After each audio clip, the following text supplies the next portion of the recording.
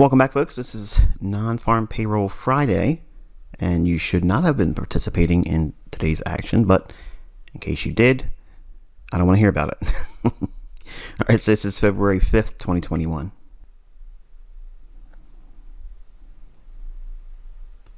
All right, folks, this is the 5-minute chart for Euro Dollar for Non-Farm Payroll Friday, February 5th, 2021.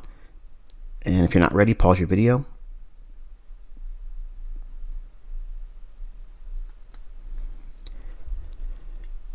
All right, so we have the fair value gap premium high and fair value gap discount low.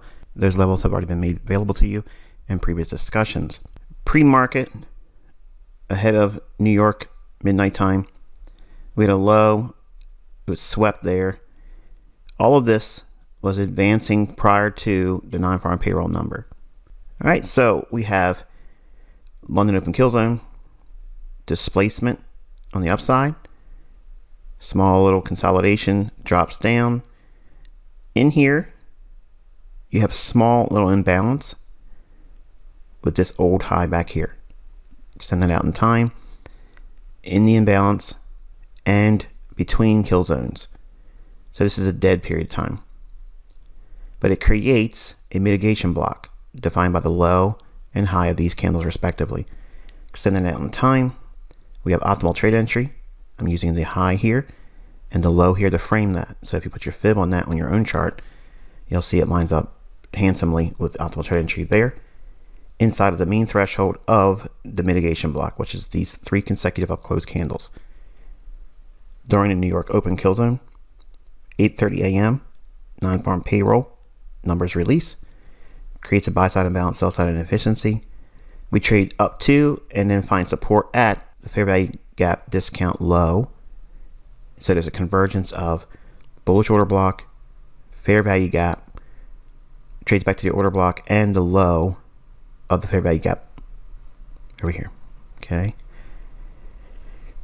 Price moves higher, takes out a short-term high, says offset distribution there, declines and traces and makes another leg higher, and trades up into the fair value gap premium high. And again, these levels are already defined and shown to you in previous videos. So this week, we've been monitoring this. Remember, it was a target on the downside. And now we went below it. So now we're using it as what would be expected as classic support resistance. Pretty neat, isn't it? And you can see, obviously, the high at the fair value gap premium high was exceeded not by much here, but traded to essentially during the London close time period. So not bad. To me, I still would not have been interested in trading this, but for illustrated purposes, you can still glean experience and understanding. Let's move over to cable.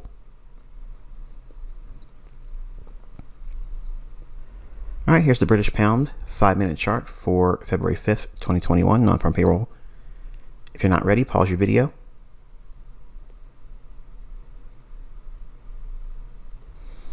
All right, similar situation. We have a low that was taken out ahead of midnight in New York. So we had a stop run. So there should be an ability for the price to start to rally. We've already went down essentially for the week, and we have a small little fair value gap in here that I've not annotated because I want to keep everything open as much as I possibly can and still allow you to add your own annotations. But we have a fair value gap here. Optimal trade entry for line up a kill zone. Price rallies. Small little imbalance in here. Creates a short-term high prior to this one. Offset distribution. Declines. Takes out sell side liquidity here between the kill zones. Market rallies back up. Finds support at the mean threshold of these last 2 closed candles prior to this run lower. So we have a low, high, lower low, find an up close candle or candles that make up the highest and then extend that in time. Cut through candles. Sorry, Sam, we're not supply and demand. Mean threshold, which is the middle of a order block, trades into it here. And we have a small little order block with a fair value gap there.